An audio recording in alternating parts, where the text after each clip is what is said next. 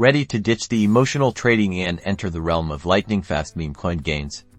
Let's dive into the ultimate showdown, Photon vs Trojan, to see which bot reigns supreme. First up, Photon.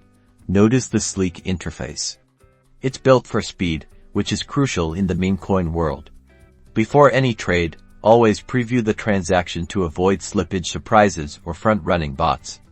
Remember to create multiple wallets to diversify your risk and dodge unwanted attention. Now, let's scope Trojan. Its snipe function allows you to automatically buy a token immediately after liquidity is added. Utilize its profit tracking feature to keep tabs on your portfolio's performance.